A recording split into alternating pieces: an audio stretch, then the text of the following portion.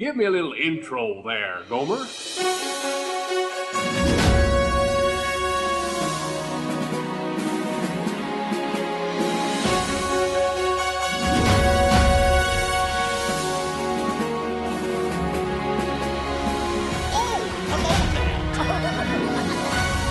no turning back now.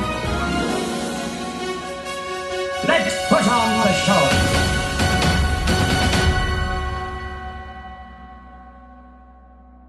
You are listening to the Station 71 podcast. My name is Mario, and this week I'm joined by my co-host, Brian. and we have a special guest. We've got Jordan on with us, and we're going to be talking this week about some of the health advisory conditions on some of the attractions at Walt Disney World. So, let's dive into the news like we usually do, and start things off with a exciting news story here. We've got some work underway inside the Theater of the Stars at Disney's Hollywood Studios. Yeah.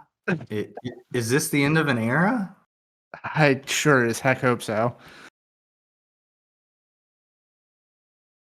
I don't know how to feel about this. I know we've ragged on the Beauty and the Beast show forever, but I for one am gonna miss the campiness of it. Yeah, I mean, if anything, like, if that show ends, I feel like they put something good in there, right? Like, they put a good stage show in, but is it as good as Beauty and the Beast live on stage, if for nothing else that this is just fun to make fun of? Right. And I think we always see Disney pushing the bounds of technology, and that's always cool to see, but I feel like we always need this kind of attraction to look back at it and say, look how far they've come. Look what we have to compare it to. So We need a Beast blanket to compare. exactly. Whatever they do, they need to incorporate that blanket into it somehow. I will be so sad if it's gone. Aladdin, it's the magic carpet. Done. Beautiful. Love it. Oh.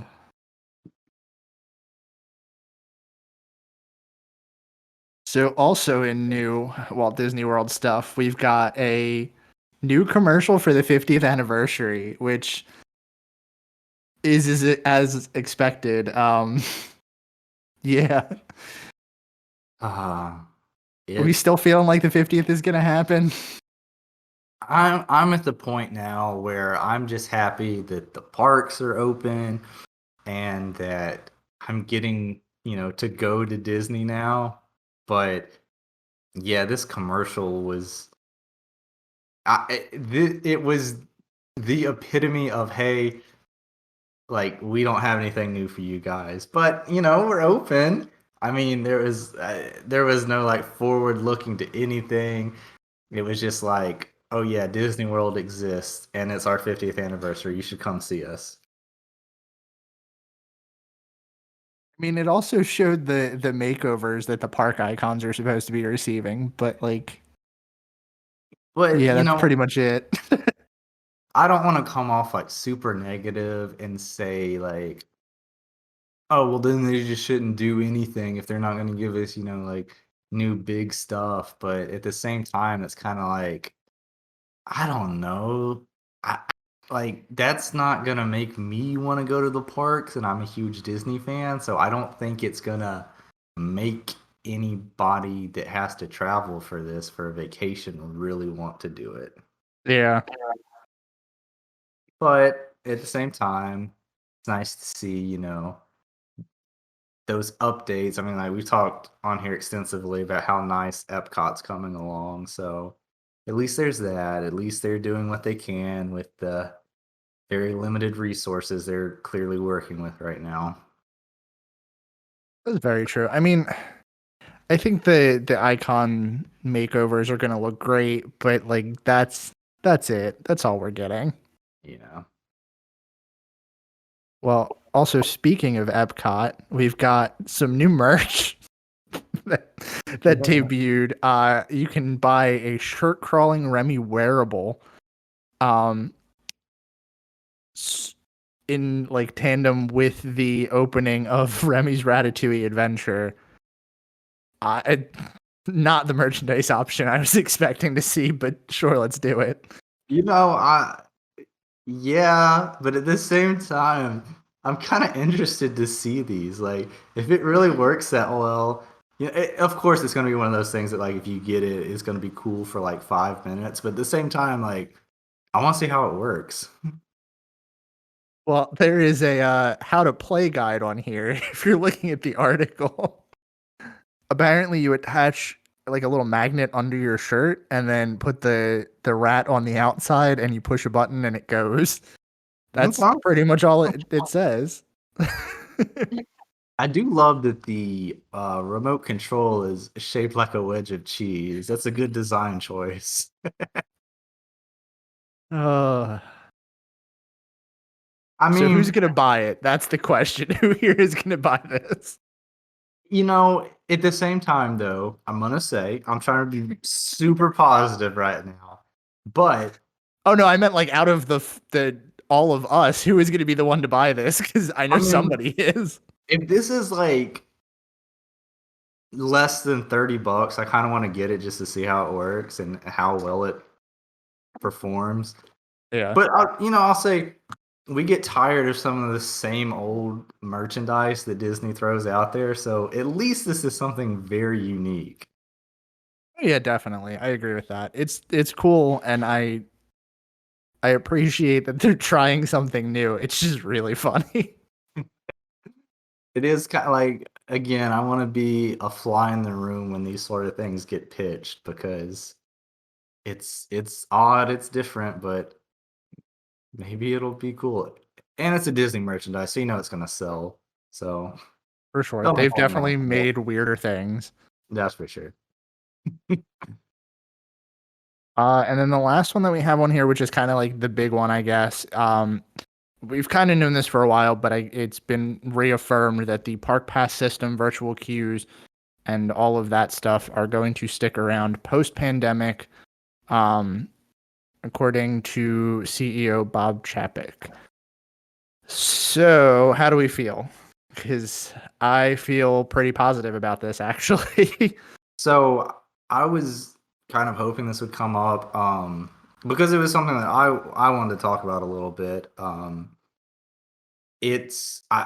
trying to not be too harsh on the judgment of this, or I completely understand from business perspective on Disney's end. It's very easy to see why they want to keep this around. It gives them a lot more ability to control crowd levels at parks, and also have them be able to help balance things out, which is good.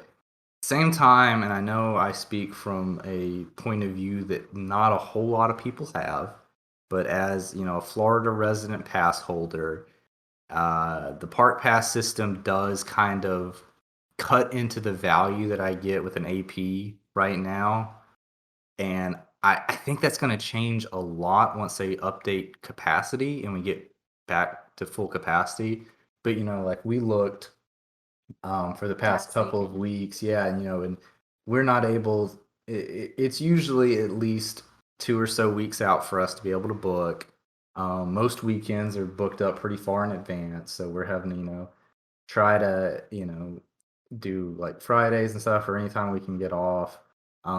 So it does kind of make it where we can't just up and say, "Hey, we can go to the parks tomorrow." But like I said, hopefully that will change. But just have to wait and see. Yeah. I think as the park's capacity like starts to open up more, like you said, and more passes become available, I think you'll still get that spontaneous trip out of it just because the capacity will be a lot higher, which will be great. And I definitely see your point, and I think that that's totally a valid response to them implementing this system because, for you guys being at least close enough, you could drive down for the day, and before it's like, okay, what are the odds of the park being at capacity? Now it's pretty likely the park's going to be capacity, but at least you kind of know beforehand. Yeah, like I've been playing around with it, just trying to look, and I don't think I've had a single day where I looked like day of that a park has had an opening. Yeah, like none of them. Especially like Magic Kingdom is usually booked up pretty far in advance, but nothing has been like, oh look, there's We opening got still lucky today. with that. Yeah. What was that? Oh, we got lucky on because we were going on a Friday to Magic Kingdom. Yeah, it's Oh, usually wow. yeah, Magic Kingdom is usually a couple weeks out, it looks like right now. So Well, so since you've played around with it a little bit, like I know for me when we went down, I had to look early to get the park passes and everything because I kind of knew that was like the experience, but I haven't really played around with it much outside of that. How far out do you think it would be possible for you to be like spontaneous and go? Like if you look a week ahead of time, are you still not looking at anything, or is it like a couple weeks in advance? if we're open with our park choices, I'd say that we can usually do a week or so, maybe 10 days in advance. If it's just like, hey, let's go to Disney, let's see what we got available. If it's specifically like, oh, hey, I want to go to Magic Kingdom, or especially right now, Epcot's pretty bad too. Those seem like it's going to be at least 2 weeks out from our perspective. Yeah. I know it's crazy. And it does kind of stink because you're losing a lot of what you buy your annual pass for. It is, but honestly, at the same time, like, I mean, we get so much value out of it. It's really, I know it's a first world problem to like even bring this stuff up, but it is something to note for other people that are maybe Florida residents thinking to get, if they're thinking about getting a pass back again. I said it before. I think the annual passes are an insane deal if you use them like we have, and I still stand by that. Like, obviously, they've lost a little bit of value now because of this, but it still costs us such a fractional amount of what a 1 day ticket does for us to go to the park each time when you work it out over the year that it's hard to complain. Yeah. The other thing I wanted to touch on with this too, if we're done talking about the park passes, right? Yeah. Okay. The one thing I wanted to touch on too is I had this thought about the virtual queues too. So I think that they're a great concept in theory, but I think that they need to be reworked for this to be like a thing that Disney does, right? So you've well, no, you haven't, because you haven't done Rise of the Resistance yet. You haven't dealt with that boarding group system, have you?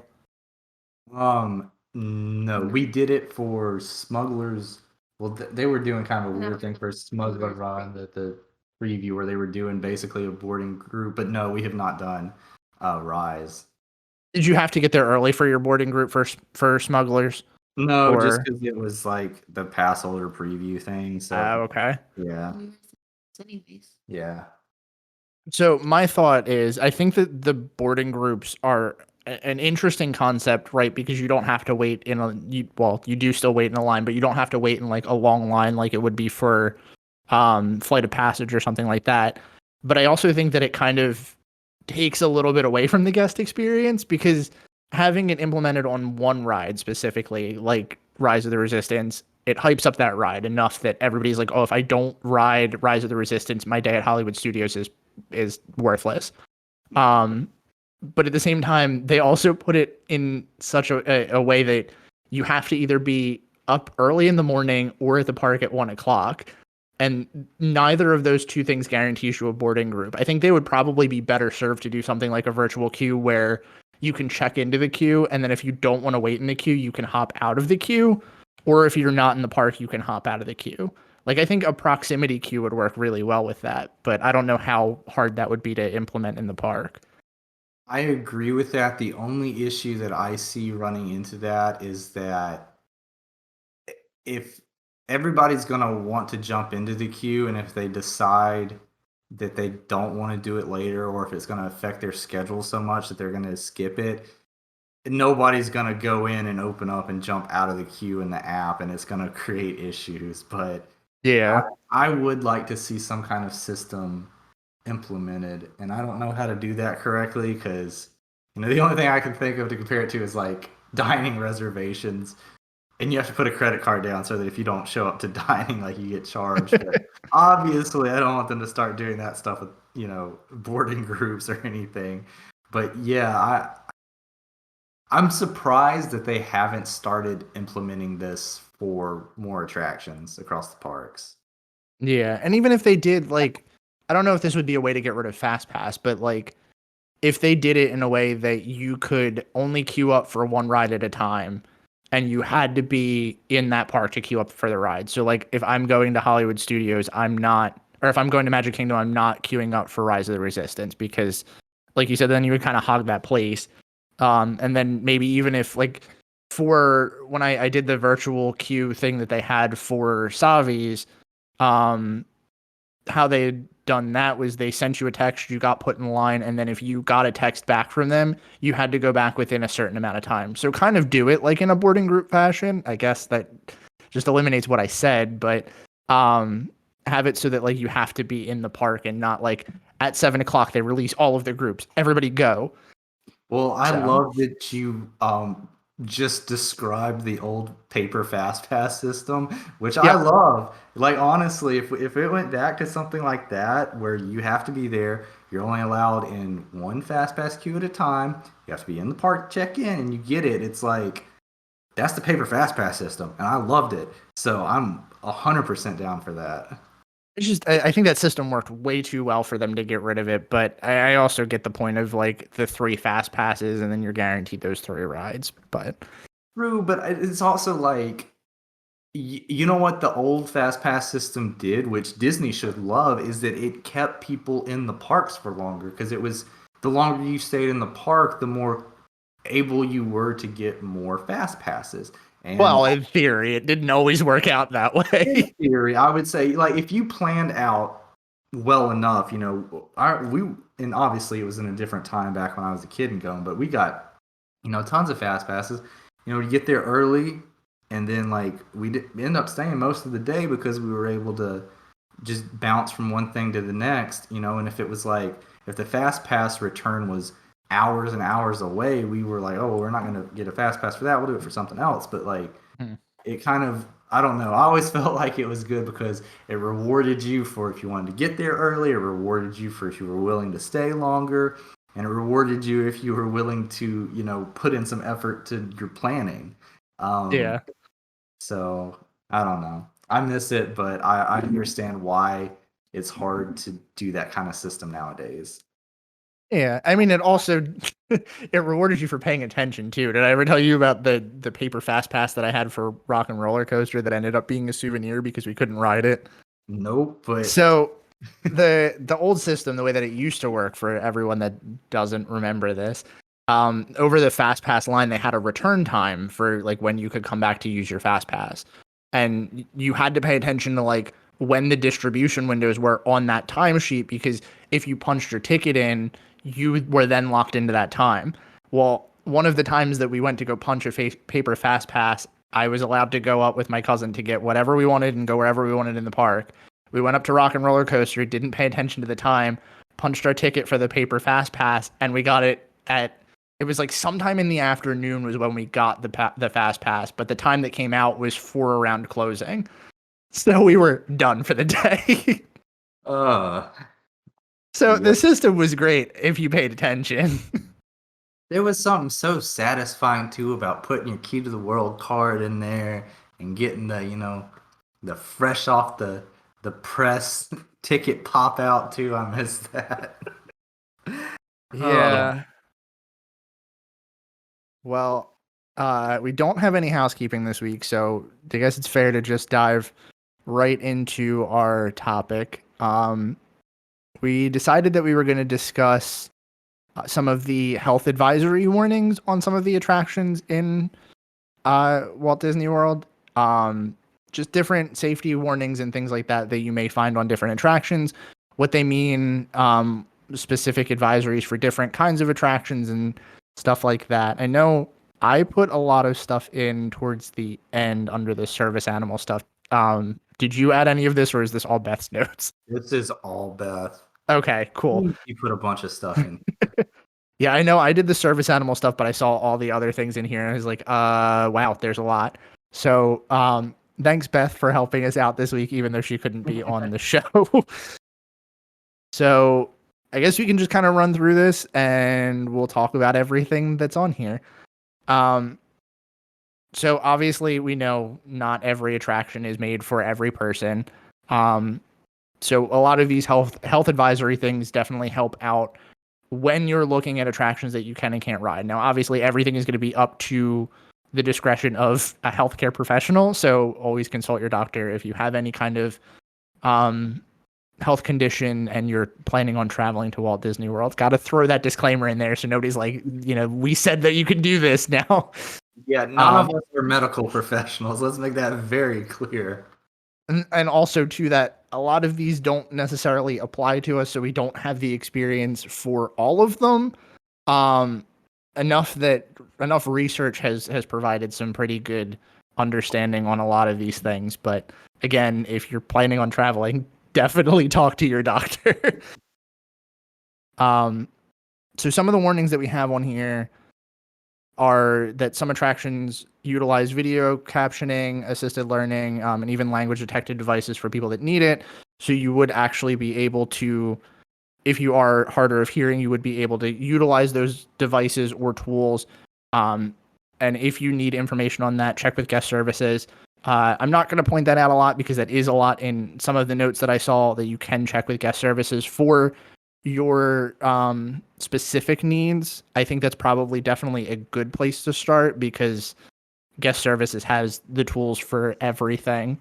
If you need to check in for disability access, if you need to get any kind of like wheelchair or have questions about the warnings specifically, that's probably the best place to start your day. Mm-hmm.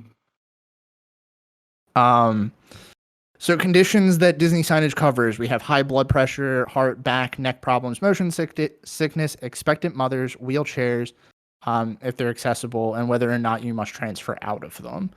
And I think they make that pretty apparent on most of the attractions before you ride them. There's not one that I can specifically think of that doesn't make that super apparent. Yeah.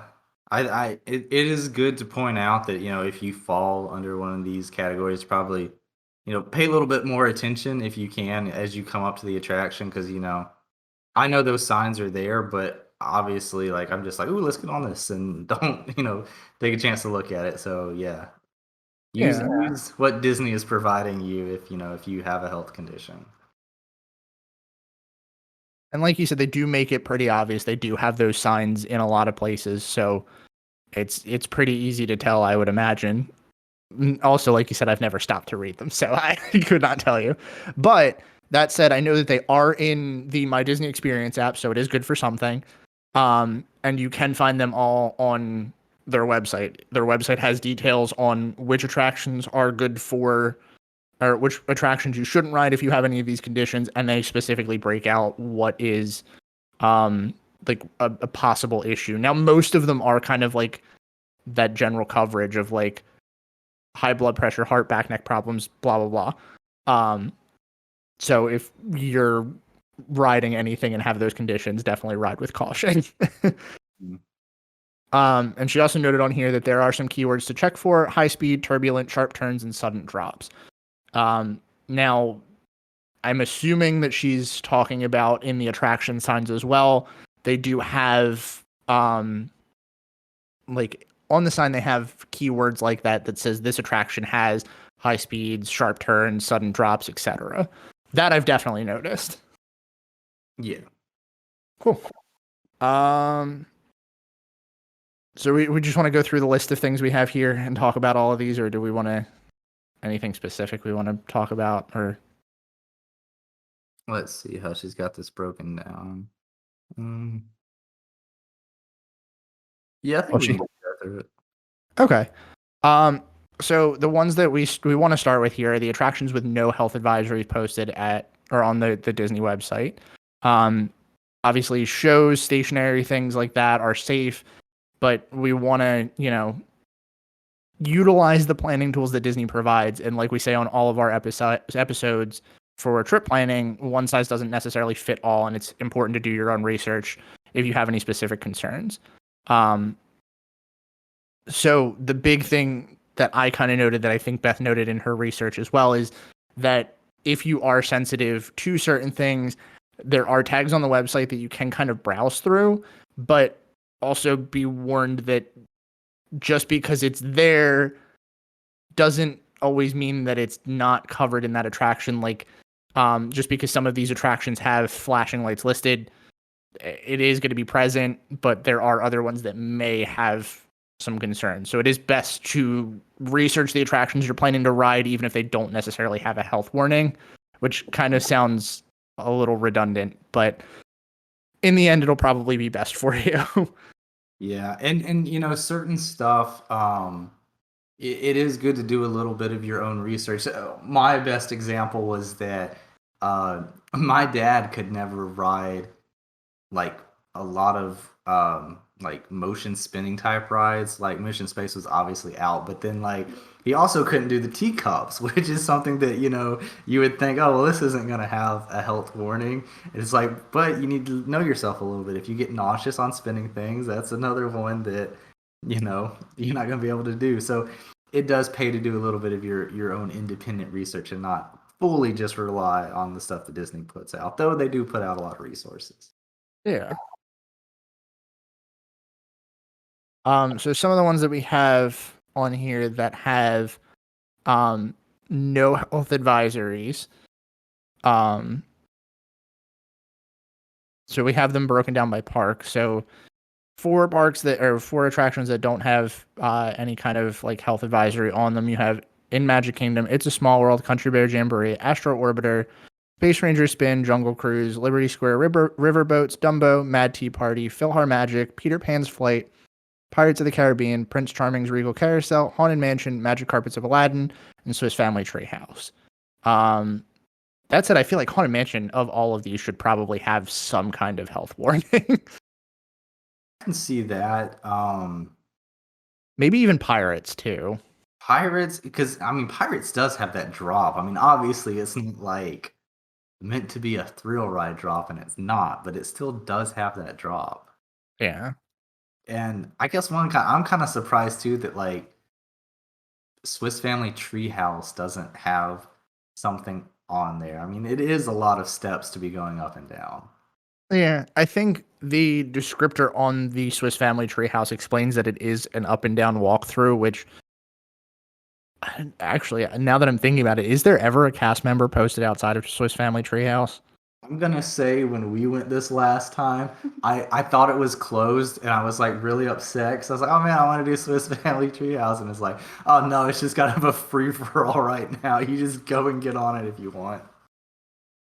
But like, I think that the descriptor on that makes a lot of sense, and I feel like if there is a cast member outside, they would probably tell you if they felt you couldn't walk through it all. But again, how many people get off of that and it's like, where's the attraction? We just got through the queue. So That's true. again, do your own research or at least read the signs that Disney has for you. Yeah, and so kind of flowing into the next park, Beth has on here Epcot that Circle Vision Films don't have a advisory on it, but they probably should have one for motion sickness. And I think that that's totally fair. Like, again, it just ties back into like, just because you don't see the health advisory warning on it doesn't mean that it's not going to cause something. Right.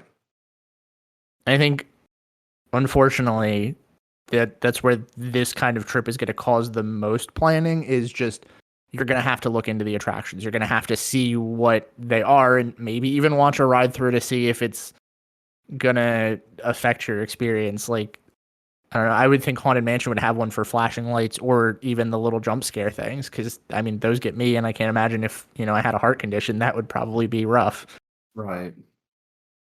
But also on here, for attractions that don't have anything, we have Frozen Ever After, Grand Fiesta Tour, Imagination, Living with the Land, Spaceship Earth, The American Adventure, The Seas with Nemo and Friends, Beauty and the Beast Sing-Along, and all the cultural galleries do not have anything marked on them. I feel like most of those are fair, though, because you're not really doing much. In Hollywood Studios, we have Swirling Saucers, Lightning McQueen's Racing Academy, which Beth marks on here that probably should have one for motion sickness as well. Mickey and Minnie and Muppet Vision 3D. think swirling saucers probably would be another one if you have any kind of motion sickness that would not be a good one to ride.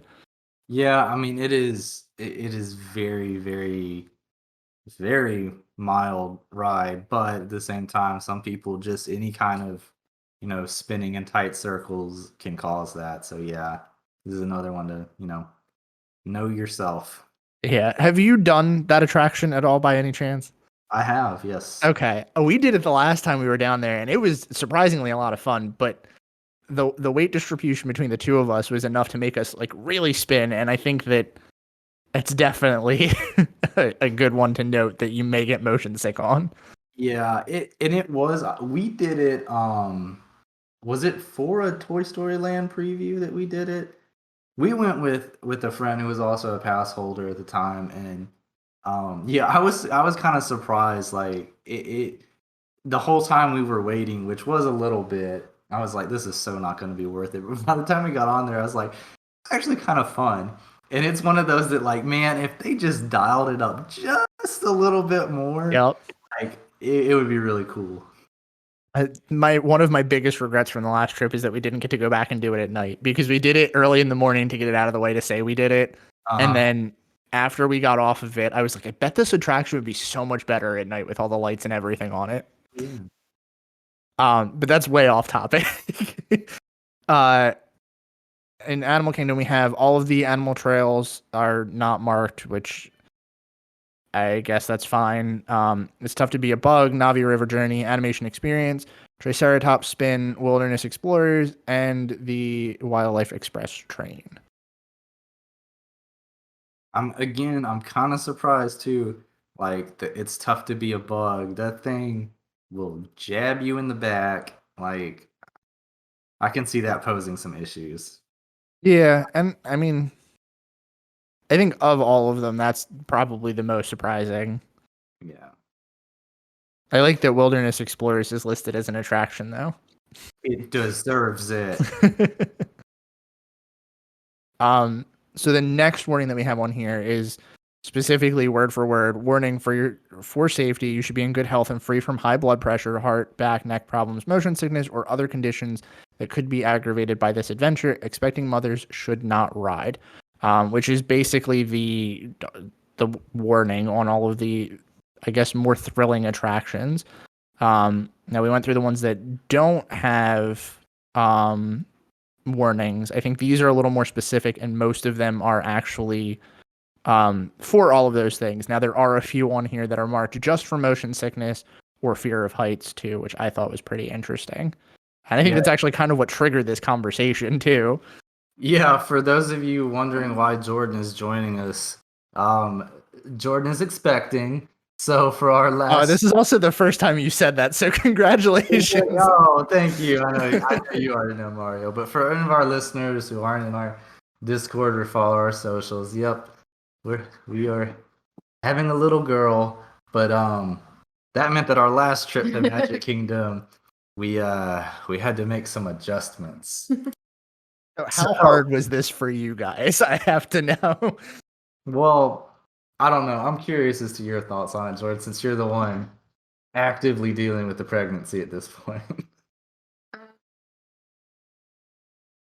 I don't know. Well, was there anything that you felt like you were really missing from your trip? Like, yeah, I mean, well, okay, let's go through first, and why don't you tell them like what at Magic Kingdom you couldn't ride? Oh, everything fun.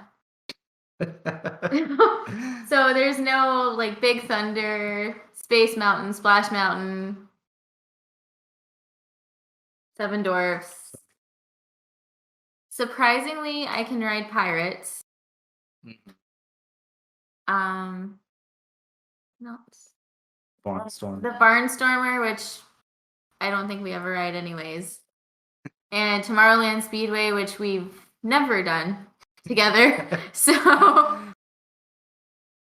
but it was really hard to walk past Space Mountain and not get in line when it was only 20 minutes.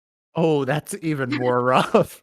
See, yeah, at least that's what it was for me going, because it's like capacity's down pretty far right now. And yeah, we'd come up stuff and there'd be, I mean, like, I think we saw multiple times where Big Thunder was like a 10-minute wait. I'm like, oh, come on. But You could have went. It was. but it was, yeah, I was surprised how much stuff you're not supposed to ride when you're pregnant. Some are very obvious, like Space Mountain, that's a no-brainer. Like that, I don't know. I sometimes I feel like I'm not in good enough health to ride Space Mountain. But yeah, so people planning a trip that are pregnant, keep that in mind for sure. You want to walk us through the attractions at other parks too? Sure. So at Epcot, you can ride Mission Space, Test Track, Soarin'. I'm not really sure about why for Soarin', Yeah, I'm not either. That one was a surprising one for me. unless the only thing I can think of is like the seatbelt buckles Yeah. not being super safe, but that one's interesting to me. On this sheet, Beth has it listed as motion sickness and fear of height advisory only, which I guess kind of makes sense because you're locked in, like you said, with the seatbelts. And if you get motion sick up there, that's not a good thing. Yeah, geez, I never thought about that. You are kind of It'd only be for the people under me, though, right? Yeah, can you tell them like, hey, I might get motion sick, put me on the bottom? It's just the waterfall effect. Oh man, that's gross.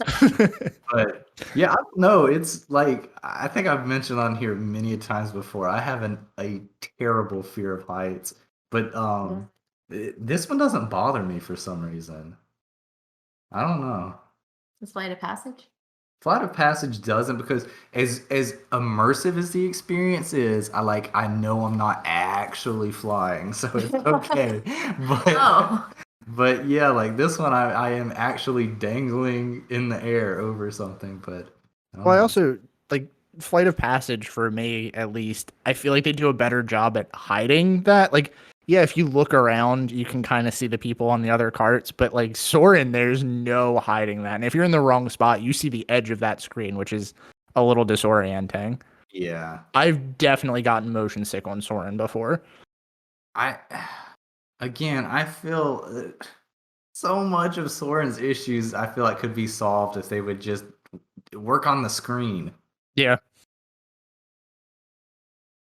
I mean, the other good thing that Flight of Passage has going for it over Soarin' is Flight of Passage specifically has you locked into that harness in like a way that you definitely can't fall out. I mean, obviously Soarin' does too, but Soarin's a seatbelt versus Flight of Passage where your legs are in a place that you can't really move them too much, and then your back is pressed in. Yeah. All right. So what about Hollywood Studios? Everything. Yeah. Really? Hollywood Studios, I think, is definitely the park to avoid if you can do Minnie and Mickey's Runaway Railway. And you can do the flying saucer or the little alien swirling saucers, but that's about it. And the shows. Let's not forget about the shows. Muppet Vision 3D. Come on. Best ride. Motion sickness. Oh, is there a warning on there? Huh. Well, that's fair, I guess, because yeah, I could definitely see that. The 3D effects. I was reading another blog that just said you should try to avoid the 3D. I'm like, that takes most things away from me, though. Yeah. So yeah, and you can't do 3D shows, and you can't do any kind of thrill rides. It's stay home.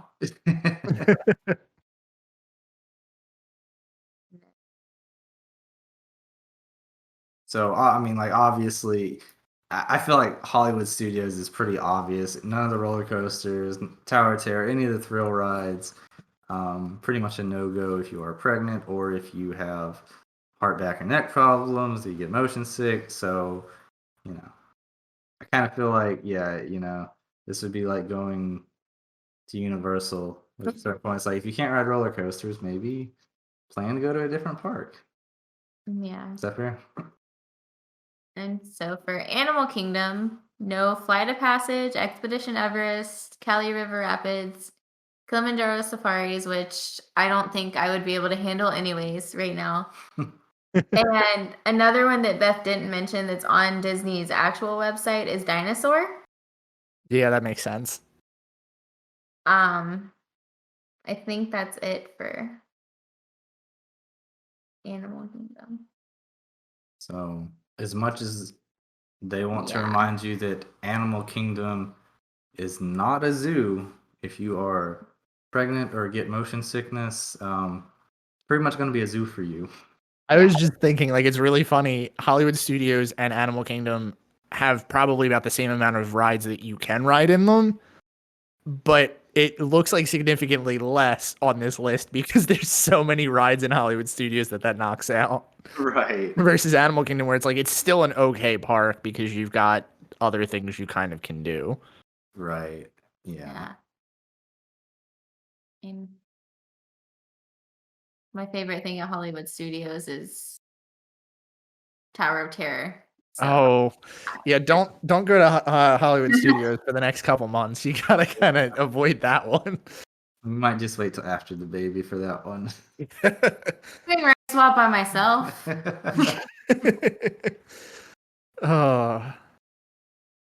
Well, that looks like most of what we had on our notes for the health advisory stuff. I mean, we've talked a little bit about like the options for you if you have someone in your party that, you know, if they don't want to wait outside, you could do kind of a rider swap situation.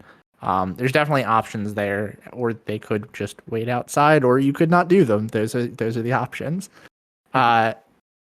We did also have one here, and Beth kind of put this in the notes at first, and I kind of ran away with it. Service animals, which I thought was an interesting topic to cover, just because I feel like if you're coming with a health warning, a service animal is kind of like in that category too. And I found a lot of really neat information about service animals. So yeah, we're going to dive through that if we don't have anything else you want to talk about in regards to just the safety warnings in general. No, this is a really cool topic because I didn't realize until probably maybe a year or so ago when I saw someone posting about it on Reddit that service animals can go on, some rides. I always thought that, a lot of the rides have like a station kind of set up for you to leave your service animal with while you go on the ride, but there's actually a decent number that you can take them on with you. And that was news to me.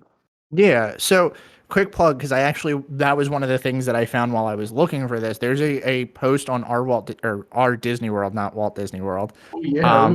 Careful the split subreddits. But the Our Disney World subreddit, there's an actual in-depth guide for service animals that was posted about a year ago. The post itself has 4 links to Google Docs, and each one of them details like a person's experience in each of the parks and how you would be able to get into the attraction, like which lane you would have to go into,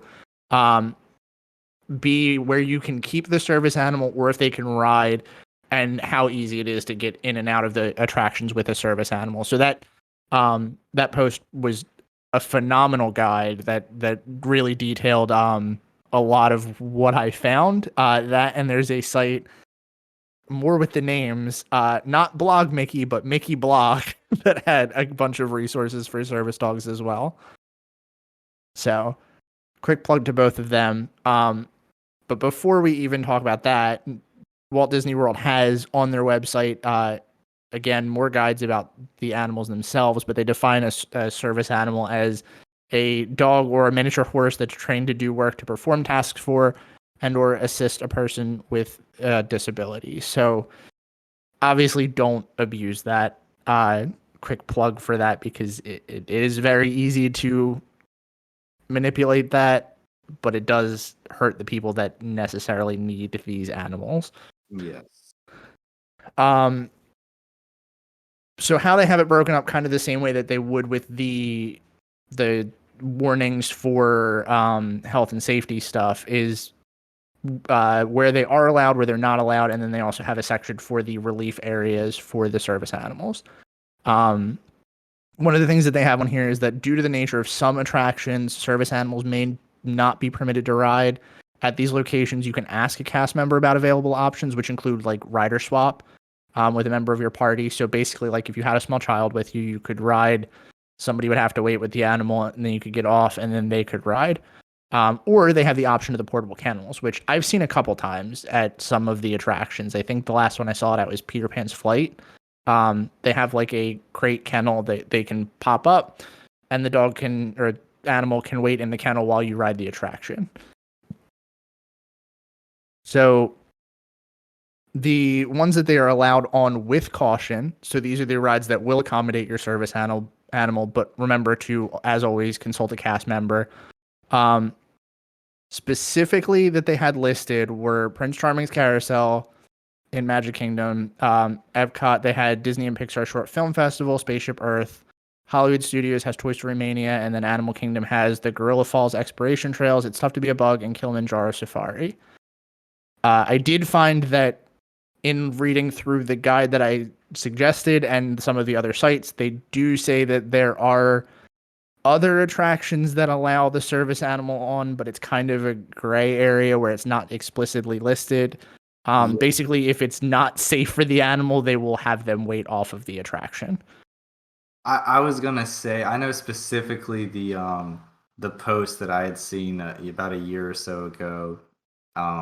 There it was a surprising number of attractions. The one that stood out to me that I remember most vividly was Pirates, because the person that had posted had their a picture, on Pirates with their service dog, and I was like, oh, that's awesome. But I think it's one of those things, and I don't know if this is why, but I think it's one of those things that Disney doesn't want to like put out there, because like you said, we know we hate it, but sometimes the whole service animal things get abused by people that don't need to use it. And I think if Disney puts out there like, oh yeah, look at all these attractions that you can go on with your service dog, people that don't have real service dogs are gonna end up abusing it. So I think Disney kind of likes to keep this close to their vest until somebody that has a service animal that comes in there, and then they accommodate them, instead of just saying like, oh look, yeah,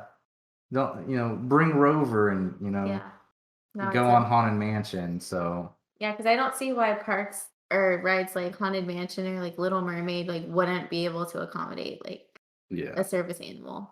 Yeah, absolutely. And it's funny because like if you look at the ones that they're not allowed on, like the list that they have specifically for them, there's a big gap in what attractions are listed from like which ones they are allowed on and which ones they aren't. So like for Magic Kingdom, Prince Charming's Regal Carousel is the only one that they're listed allowed on.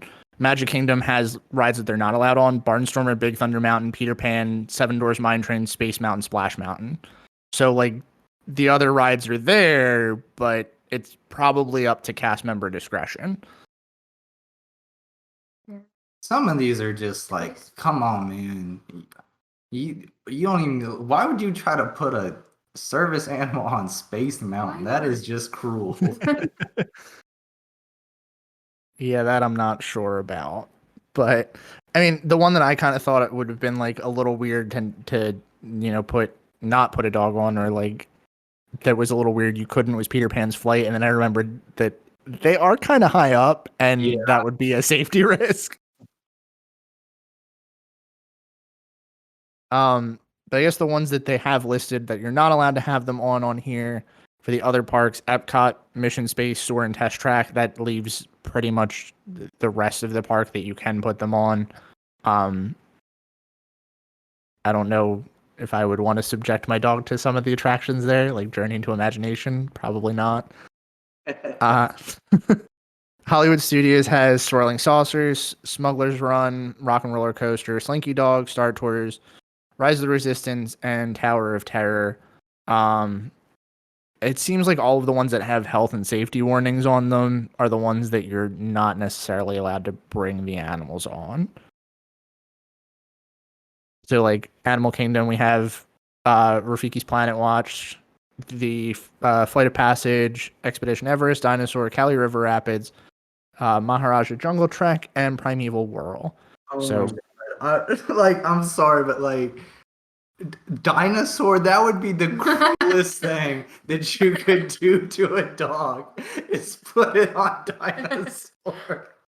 oh yeah, I could not imagine. I mean, that's cruel for some people too. Like a dog that doesn't know any better, it's probably like, oh look, another car we can get in. Oh no, that thing's gonna eat me. Oh. But my note on here was basically if it would be dangerous for them to ride the attraction, they physically can't go on it. So just a note. And like I said before, if you have any questions, your best bet is to ask the cast members, as they will likely be able to point you in the direction of where you need to go or if they can or can't ride.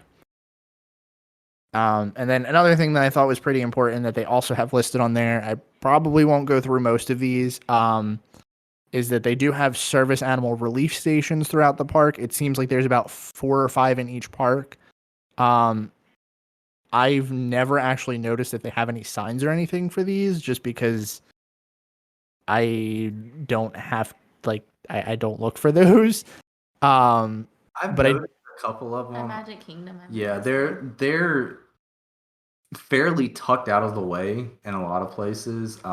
Not like hard to get to, but just not in the main hustle and bustle areas of the park. But yeah, they're always super nice areas. Like I mean, not that there's really any of the areas of the park that aren't well maintained, but yeah, the service area or the service animal areas are very nicely maintained too.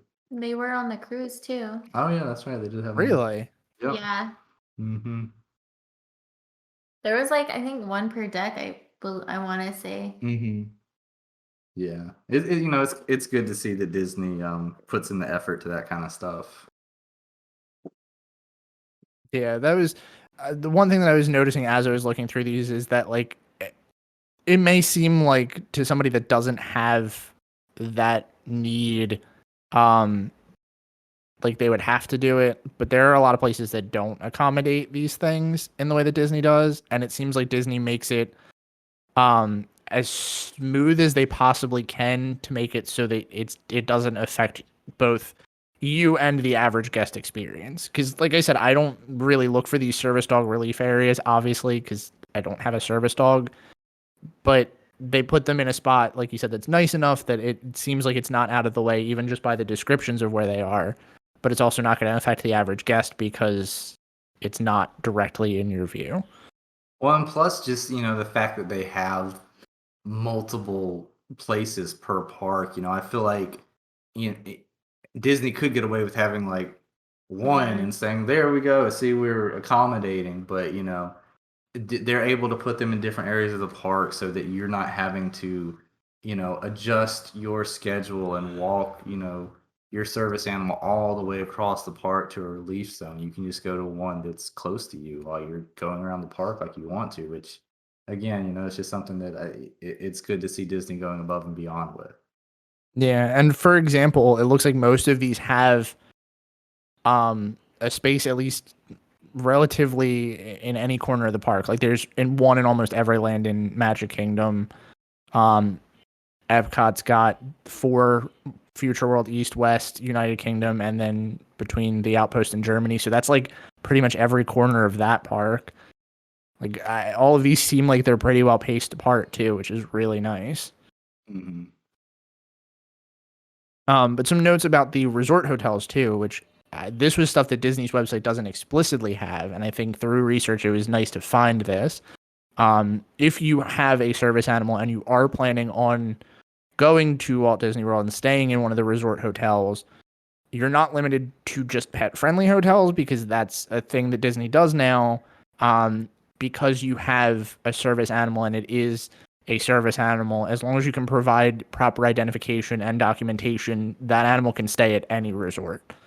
So you still have the full pick of resorts. It's not just the ones that are listed as pet friendly. Don't let Disney's website deceive you on that one. You just have to call, let them know that you are bringing a service animal, and they will probably ask you for all the information on it, but you can provide that and they'll let you stay there.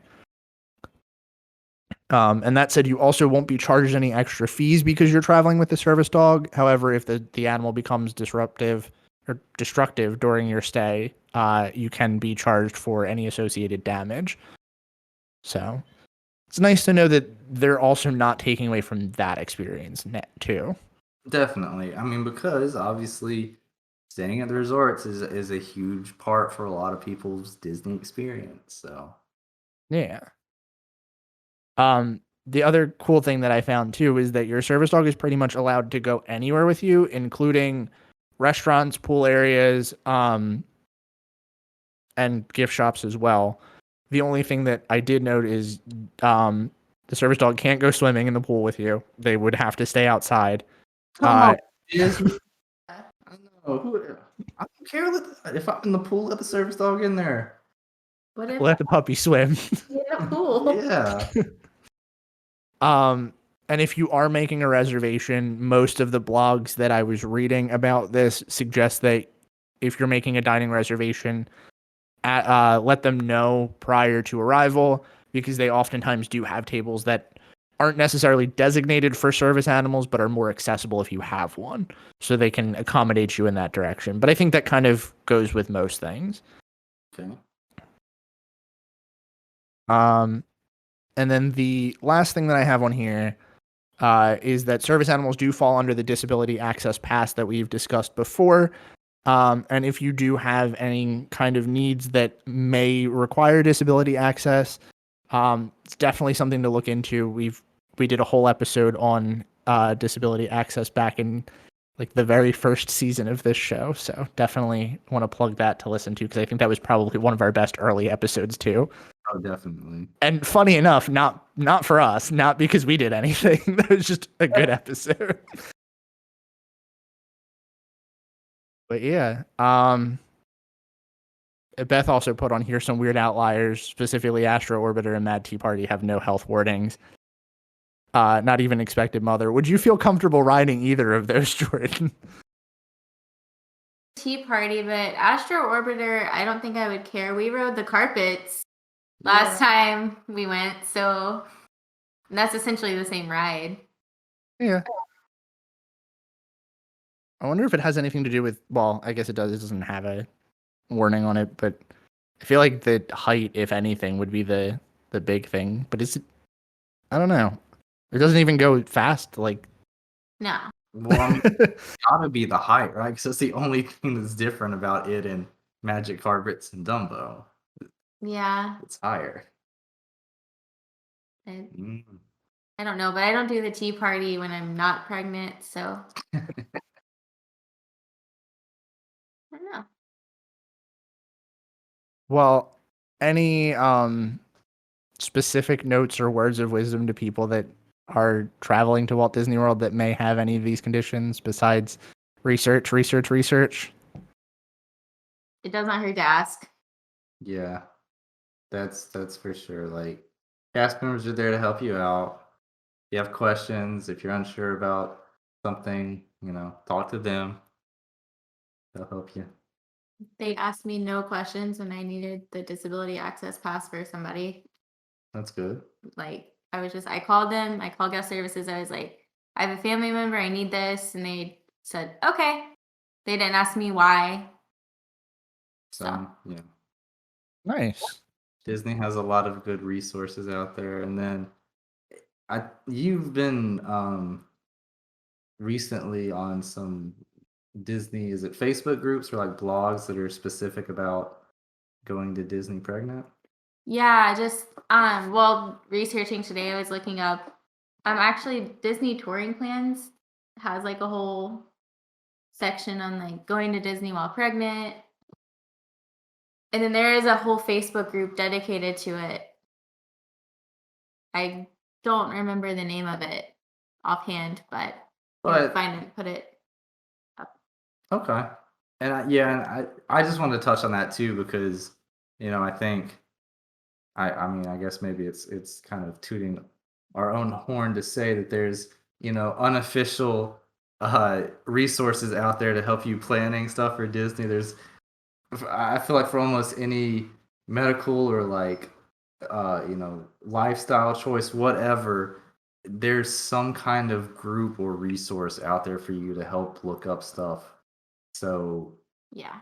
search. There's probably a blog or a Facebook group or something with people, with the same thing as you. So look it up and let the community help you out too. That's mostly how I found all of my stuff.